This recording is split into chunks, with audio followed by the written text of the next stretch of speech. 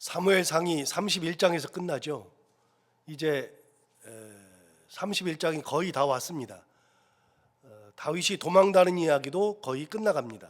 여기서 잠깐, 다윗이 왕으로 기름 부음을 받았을 때가 몇 살이었느냐? 통상적으로 제가 15살이라고 항상 얘기합니다. 그 15살이라고 추정하는 근거는 다윗이 골리앗과 전쟁을 하러 나가지 않았잖아요. 형들 셋만 나갔잖아요. 형들 셋만 나가는데 전쟁에 나가는 것은 20살 이상이면 전쟁에 나가는 겁니다. 그래서 20살부터 60세까지가 전쟁할 수 있는 나이. 다윗은 전쟁하지 나가지 않았기 때문에 20살이 안 됐다. 그런데 다윗은 몇 남매냐면 형제가 몇이냐면 8형제거든요. 8형제인데 셋만 군대에 나갔으니까 그러면 5은 안 나갔거든요. 그럼 5은 매년 엄마가 출산을 했다고 해도 5이니까 5명 밑에, 그래서 15살은 되었을 것이다. 그 밑에 뭐 13살이나 12살이나 뭐 이럴 수도 있겠지만 아무튼 그냥 최연을 잡아서 15살이었을 것이다. 추정이 가능하죠. 그리고 왕이 되는 것은 30살의 왕이 되죠. 그러니까 광야 생활, 피난 생활을 몇 년 했느냐? 15년 한 겁니다.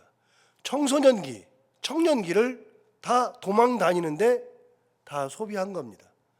자, 지금 도망 다니기 시작한데 우리 성경은 막 오니까 그게 뭐 1년 사이에 막 일어나는 것 같지만 그게 아니고요. 시간이 많이 걸립니다. 31장에서 죽거든요. 누가 죽냐면 사울이 죽습니다. 다윗이 30살 되던 해인 그때에 사울이 죽거든요. 사울이 그렇게 딱 죽는데 사울이 죽으면서 사무엘상이 끝나요. 근데 지금 현재 27장이거든요. 27장부터는 이제 얘기가 많이 진행되지 않습니다. 그런 걸로 봐서는 다윗이 지금 나이가 몇 살쯤 됐느냐? 28, 29 이때쯤 되었을 것이다. 이제 막바지입니다. 도망도 한 13년, 14년 이렇게 도망 다닌 겁니다. 성경이 막 가니까 우리는 시간 개념이 없어서 계산을 잘 못하다 보니까 그냥 막 지나가지만 실제로 시간 계산을 대충 해보면 아마 다윗이 28, 9쯤 되었을 것이다. 이렇게 알 수 있죠. 여러분, 그 나이 때에 사람이 또 하나 있어요. 누구냐? 요셉입니다. 요셉은 17살에 팔려가서 애굽에 팔려가서 30살에 총리가 됩니다. 요셉도 30살에 총리가 되거든요. 30살에 총리가 되는데 요셉이 팔려가가지고 애굽의 보디발의 집에 팔려가가지고 종살이 하죠. 종살이를 하고 나서 쭉 했는데 그 다음에 종살이 말미에 보디발의 아내가 동침하자고 자꾸만 그렇게 꼬이니까 요셉이 그 말 듣지 않잖아요. 그런데 단둘이 있었을 때 보디발의 아내가 들어가가지고 요셉과 동침하자 그러는데 요셉이 그 말 안 들어주니까 자기가 그냥 옷을 다 벗어버리고 알몸이 되어서 밖으로 나오면서 제가 내 옷을 다 벗겼다, 강간하려고 그랬다, 그렇게 하면서 무고로 씌워가지고 감옥에 보내죠. 감옥에 보내가지고 만났던 사람이 둘 있습니다. 술 맡은 관원장과 떡 맡은 관원장. 거기에서 그들이 꿈을 꾸죠. 꿈을 꾼 다음에 그 꿈을 해석해줘요. 해석해주는데 그 해석이 뭐냐? 술 맡은 관원장은 다시 바로에게 돌아가고 떡 맡은 관원장은 3일 후에 죽는다는 꿈을 해석해주죠. 그리고 나서 그들이 가요. 가는데 그 술 맡은 관원장이 돌아갈 때 요셉이 개인적으로 부탁합니다. 당신이 바로 왕 앞에 섰을 때 나를 기억하옵소서.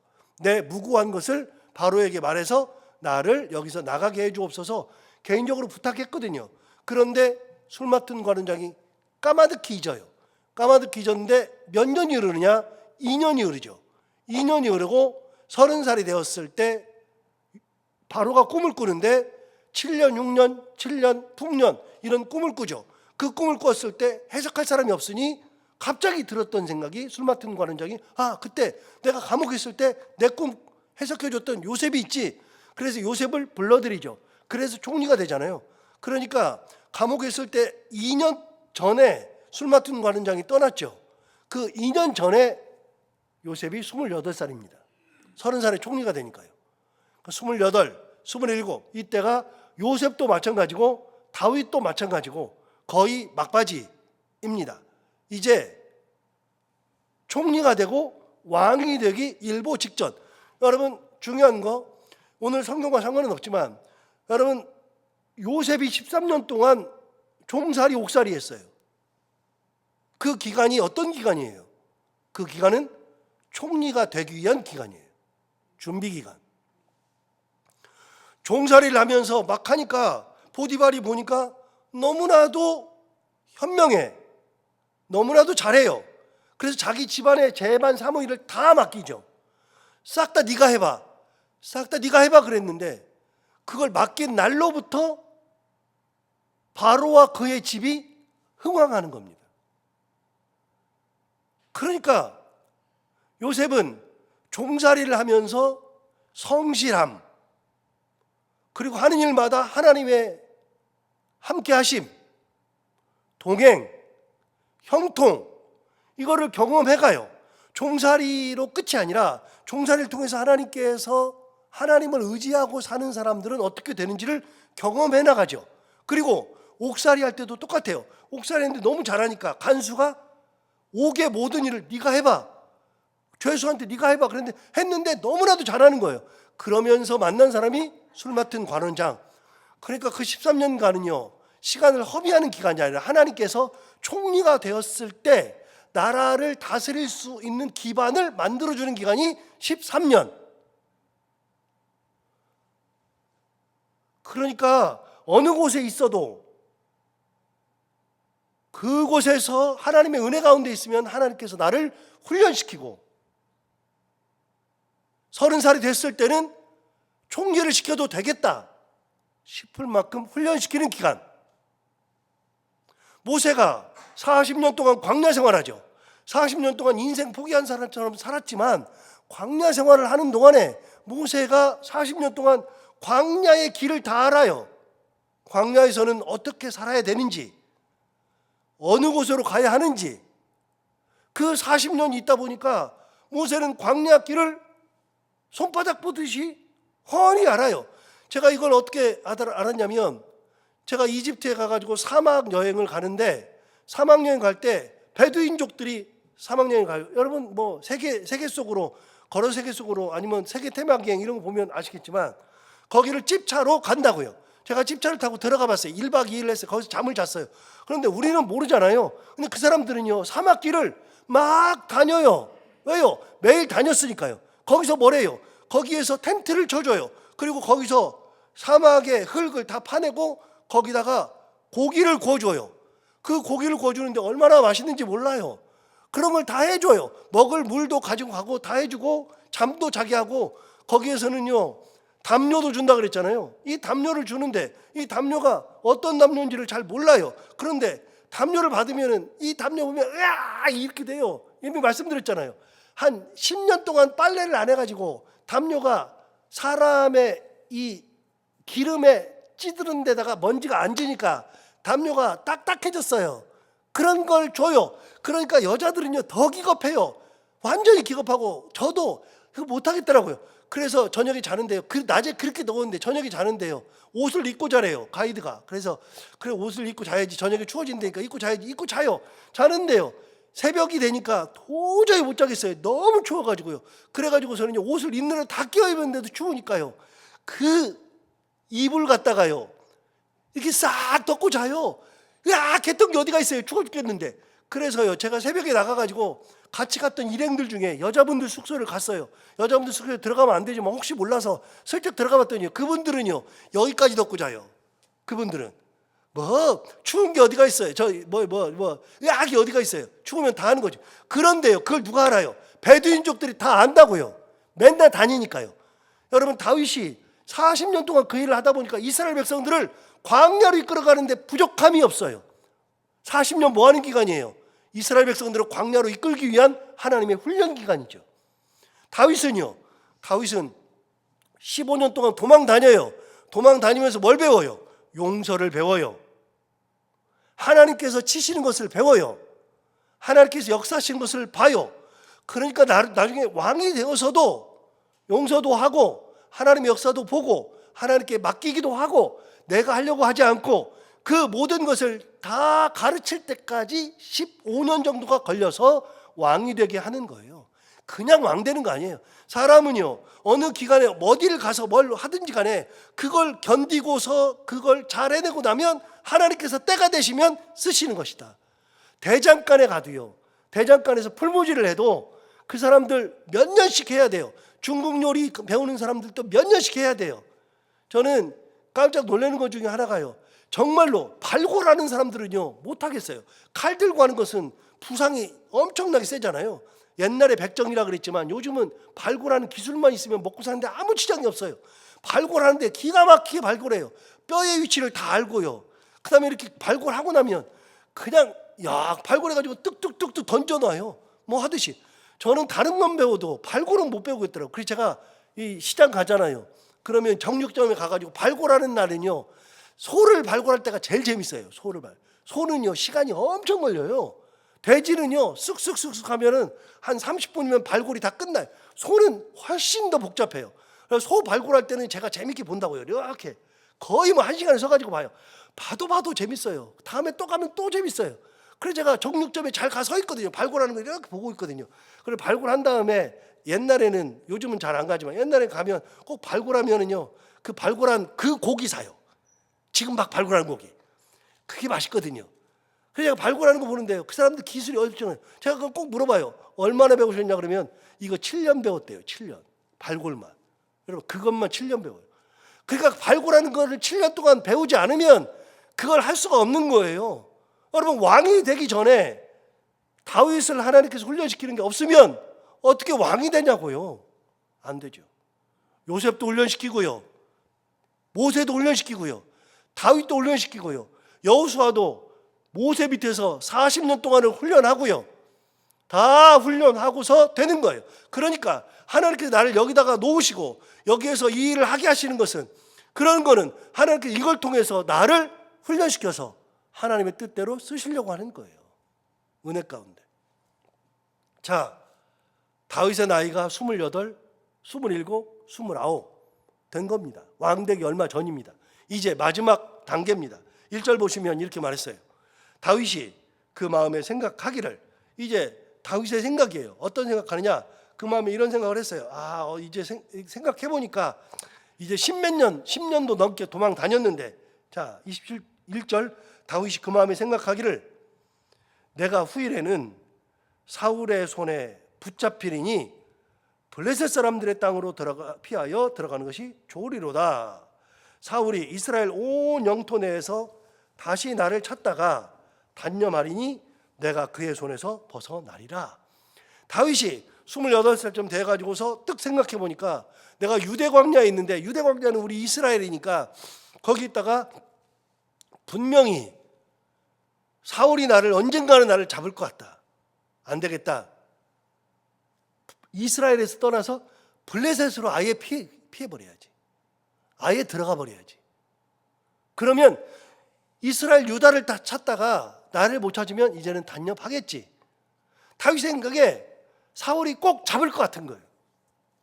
그래서 블레셋으로 피하는 겁니다. 그래서 망명 생활을 하게 됩니다. 그래서 도망 다니는 말미는 블레셋으로 도망가서 망명한 겁니다. 지금 망명하는 장면입니다. 쉽게 말하면 우리나라에서 도망쳐서 필리핀으로 가거나 캄보디아로 가거나 그렇게 망명하는 겁니다. 자, 2절 보시면 이렇게 말했습니다. 다윗이 일어나 함께 있는 사람 600명과 더불어 가드왕 마옥의 아들 아기스에게로 건너가니라. 여러분 600명과 함께 가드왕 아기스에게 간 겁니다. 여러분 600명 이제는 익숙하죠. 도망다니는 초창기 400명, 이제는 600명. 다윗은 군대가 600명입니다. 자기 군인이 600명이에요.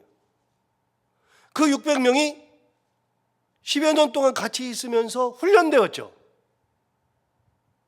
굉장히 큰 용사가 된 겁니다.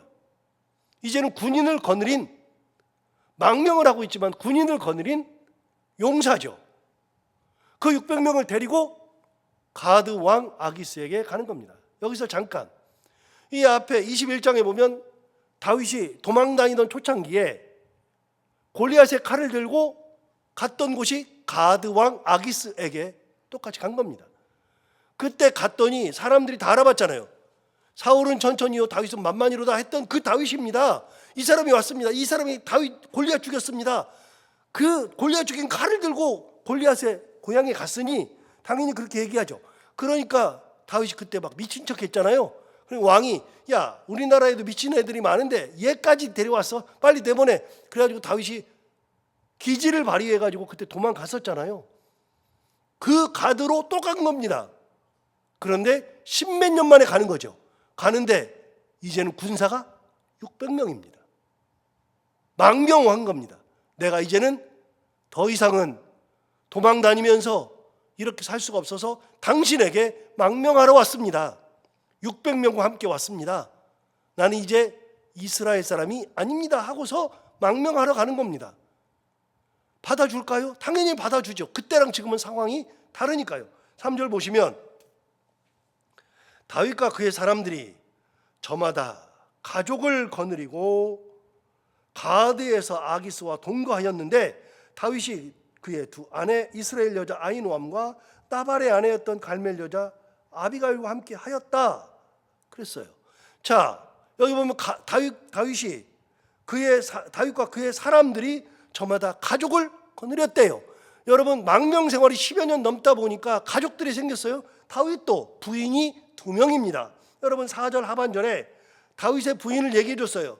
다윗이 그의 두 아내 이스라엘 여자 아히노암과 나발의 아내였던 갈멜 여자 아비가일과 함께 하였다. 다윗이 이제 30살이 다가오는 순간에 그에게는 부인이 2명입니다.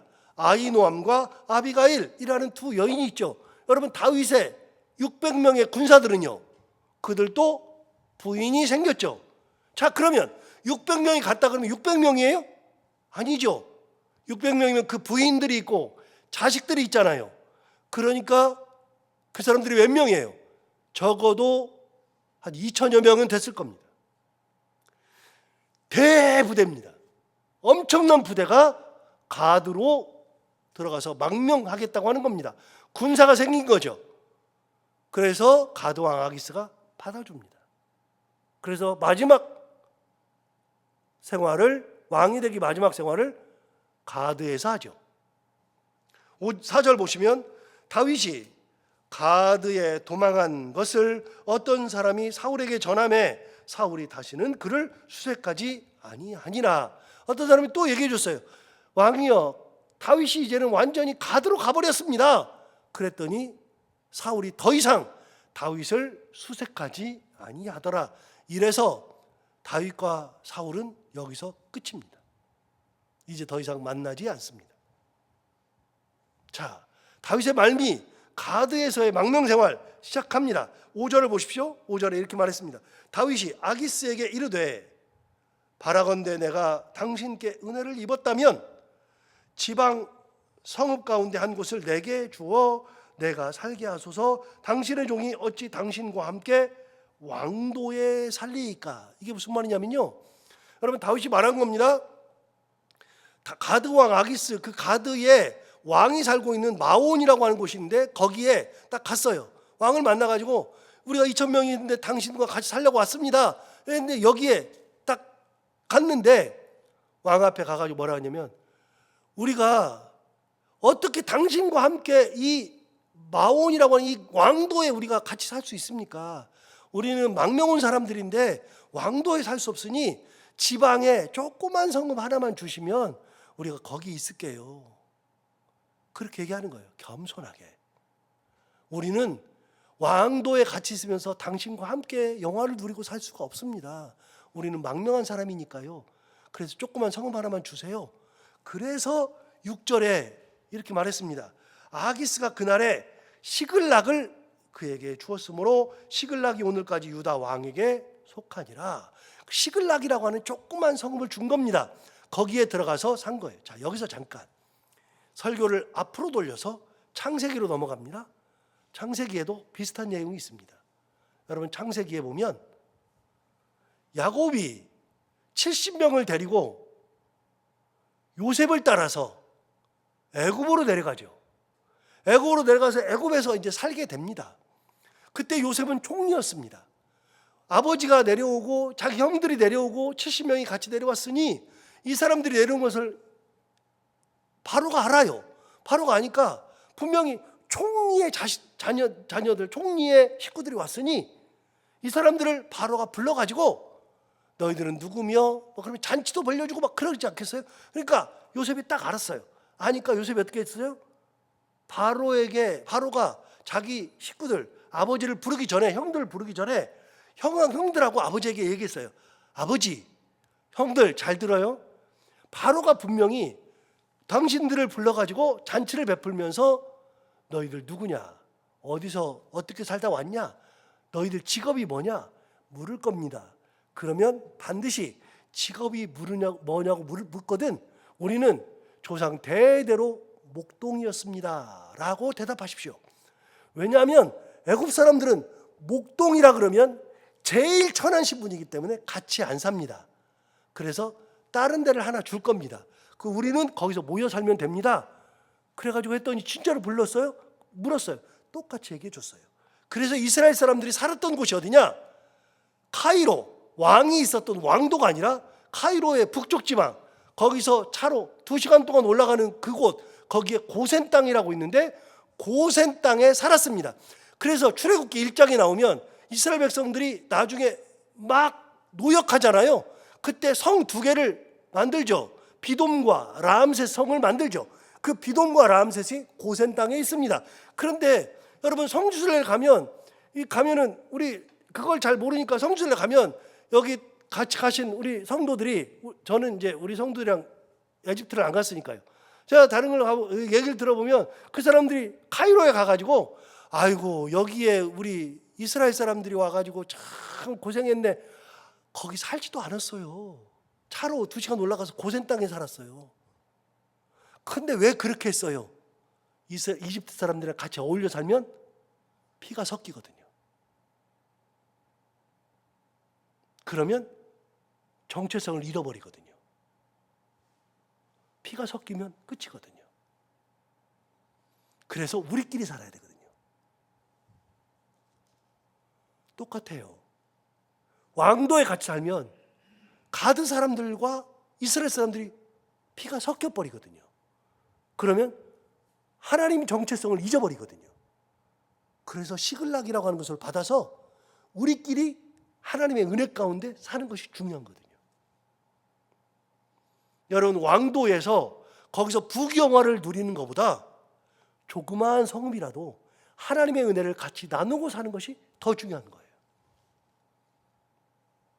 엄청난 부귀영화를 누리는 것보다 하나님의 은혜를 조그마한 곳에서 조금만 가지고 조금만 먹어도 하나님의 은혜를 누리고 사는 것이 훨씬 더 중요한 거예요. 정체성을 흐리지 않는 것이 진짜 중요한 거예요. 그래서 시글락을 받잖아요. 거기서 몇 년 사느냐? 7절 보시면 나옵니다. 다윗이 블레셋 사람들의 지방에 산 날수는 1년 4개월이었더라. 1년 4개월이 지나면 다윗이 이제 왕이 돼요. 거기서 1년 4개월 살았어요. 그러면서 다윗이 막 여기저기 다니면서 막 전쟁을 일으켜가지고 막 이겨내요. 그래서 여러분 8절 보시면 1년 4개월 동안 뭘 하느냐? 다윗과 그의 사람들이 올라가서 그수 사람과 기르스 사람과 아멜렉 사람을 침노하였다. 그래가지고 그 주변에 있는 것들을 다 침노해가지고 다 점령하고 그리고 다시 돌아와가지고 아기스에게 자기가 침노해가지고 받은 거 다 갖다 내고 싹 다 하면서 그 1년 4개월 살아요. 아기스가 보니까 다윗의 군사는 대단해. 가기만 하면 다 침노해가지고 딱 해. 그러고 하다 보니까 이제 드디어 내 사람이다 생각하는 거예요. 여러분 12절 볼까요? 쭉 넘어가서 12절.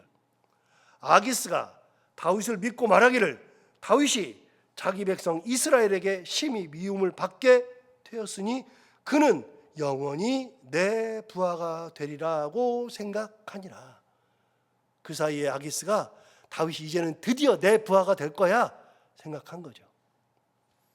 다윗은 어떤 생각하느냐? 더 이상은 안 되겠다. 망명하면서 마지막을 보내지만 그 1년 4개월 동안 다윗은 정체성을 버리지 않아요. 시글락을 받고 같이 살면서 정체성을 버리지 않고 하나님을 붙들고 살아요.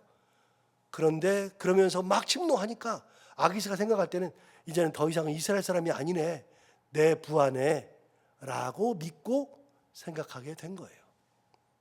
그게 다윗의 말년이죠.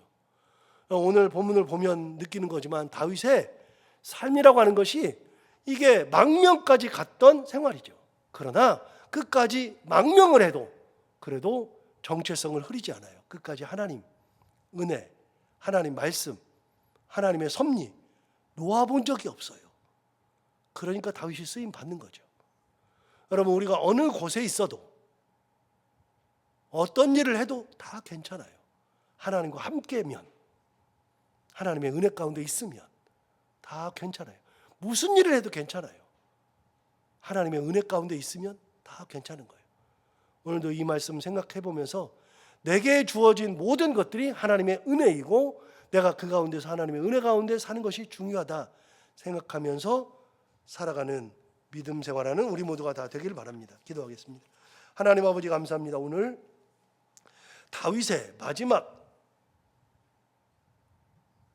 왕이 되기 전에 마지막 삶, 블레셋의 가드로 망명해서 거기서 1년 4개월 동안 사는 얘기를 같이 나누어 봅니다. 하나님 아버지, 오늘 말씀을 본 것처럼 비록 그렇게 해도 다윗은 절대로 왕도에 살면서 가드 사람들과 혼합하지 아니하고 섞이지 아니하고 시글락을 얻어서 거기서 끝까지 하나님의 은혜 가운데 정체성을 흐리지 아니하고 하나님 은혜 가운데 살았던 것처럼 하나님 아버지, 우리가 어느 곳에 살아도 어느 때에라도 어떤 상황이라 할지라도 우리의 정체성을 흐리지 아니하고 끝까지 하나님을 의지하며 하나님과 동행하는 삶을 살아갈 수 있는 저희들 다 되게 하여 주옵소서.